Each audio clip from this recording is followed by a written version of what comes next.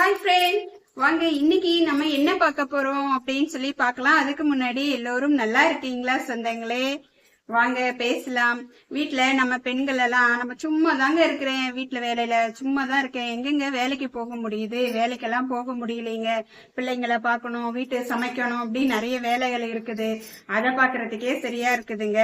வேலைக்குன்னு அதுக்குன்னு கிளம்பி போயிட்டு காலையில போயிட்டு சாயந்தரம் வர்றதுக்கெல்லாம் டைம் இல்ல அப்படின்னு எல்லாம் சொல்லி என்ன பண்றது? ஏன்னா பிள்ளைய பார்க்கணும், புருஷனை பார்க்கணும் அப்படின்னு நிறைய வேலை பளுகள் பெண்கள் மேல இருக்கு.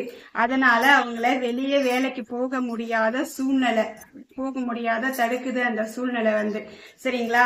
வீட்டுல இருந்தபடியே நாம வேலை செய்யலாங்க, பணம் சம்பாதிக்கலாம். ஏன் சம்பாதிக்க முடியாது? நம்ம நினைச்சா கண்டிப்பா சம்பாதிக்கலாங்க. கண்டிப்பா ஒரே ஒரு மிஷின் இருந்தா போதுங்க. மிஷின் ஒண்ணு இருந்துட்டா நீங்க தையல் கத்துக்கணும்னு கூட அவசியம் இல்லைங்க. இப்பதான் போன திறந்தாலே பிளவுஸ் கட் பண்றது எப்படி, சாதா பிளவுஸ் எப்படி, டிசைன் பிளவுஸ் எப்படி, கட்சோலி எப்படி, கை எப்படி கட் பண்ணணும், ஆமுல் எப்படி கட் பண்ணணும், கழுத்து எப்படி அப்படின்னு சொல்லிட்டு எல்லாம் பக்கம் பக்கமா போட்டுடுறாங்க. அத பார்த்தே நம்ம வீட்டுல இருந்தபடியவே நம்ம கத்துக்கலாங்க. வேஸ்டா பேப்பர் எடுத்து ஃபர்ஸ்ட் கட் பண்ண கத்துக்கோங்க. அப்புறம் நிறைய நம்மளுக்கு தேவையில்லாத புடவைகள், சுடிதார் பிட்டு, இப்படி ஆம்பளைங்களுடைய சட்டைங்க, அப்படி எதனாச்சும் இருக்கும் தேவையில்லாதுன்னு சொல்லிட்டு ஒவ்வொரு வீட்டிலையும் ஒரு மூட்டை துணி இருக்குங்க. இல்லாம இருக்கவே இருக்காது இல்லைங்களா? அந்த வேஸ்ட் சும்மா குப்பையில போற துணியை எடுத்து வச்சுக்கோங்க. நீங்க போன் ஆன் பண்ணி வச்சுக்கிட்டு எப்படி கட் பண்ணணும்னு கத்துக்கங்க. ஃபர்ஸ்ட் தப்பாதான் வரும், கரெக்டா வரும் நான் சொல்லவே இல்லை. தப்பா வருதா? வேஸ்டான துணி தானே, போகட்டுமே, எடுத்து போட்டுருங்க.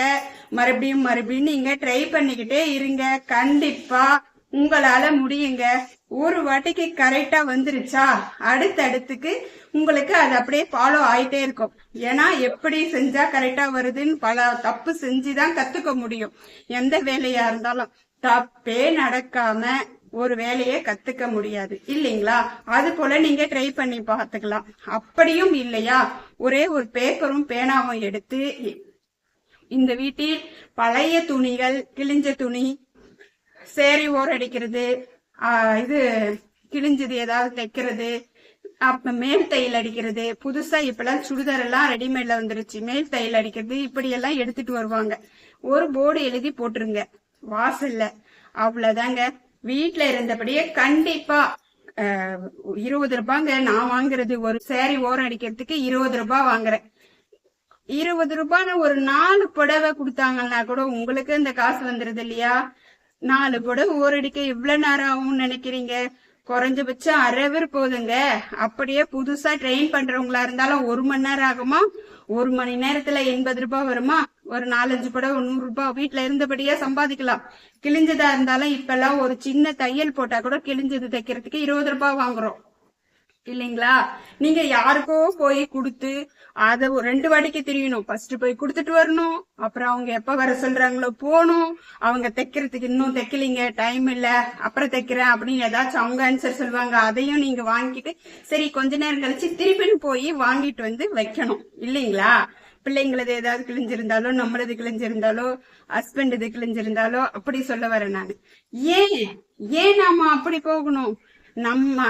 நம்மளே நினைச்சா செஞ்சுட்டு போயிடலாம். தன் கை தனக்கு உதவின்னு சொல்லுவாங்க, கேள்விப்பட்டிருக்கீங்களா? கண்டிப்பா நீங்க நினைச்சா முடியாதது எதுவுமே கிடையாது. ட்ரை பண்ணுங்க. இது போல நீங்க ட்ரை பண்ணி பார்த்துட்டு உங்களுக்கு எப்படி ஆன்சர் வந்ததுன்னு சொல்லிட்டு பாருங்க. கண்டிப்பா இது உங்களுக்கு ஒர்க் அவுட் ஆகும். இனிமே பெண்கள் நான் சும்மா தான் இருக்கிறேன் வீட்டுலன்னு சொல்லவே சொல்லாதீங்க. அந்த 100-50 உங்களுக்கு வந்தா உங்களுக்குன்னு தனிப்பட்ட வகையில செலவுகள் இருக்கு இல்லைங்களா? ஒவ்வொரு செலவுக்குமே நம்ம புருஷன் கையே எதிர்பார்த்துட்டு இருக்க முடியாது. நம்ம கையில காசு இருந்துச்சுன்னா நம்மளுக்கு தேவைப்பட்டது ஒரு 10 ரூபாய் பொருளா இருந்தாலும் நம்ம சம்பாதிச்சு அந்த காசுல இருந்து வர பொருள் வாங்கி நீங்க பாருங்க கையால, அதுக்கு தனி மதிப்புங்க. சரிங்களா? அதனால இது போல ட்ரை பண்ணுங்க. இனிமே வீட்டுல இருந்து எந்த வேலையும் செய்ய முடியாதுன்னு சொல்லவே சொல்லாதீங்க.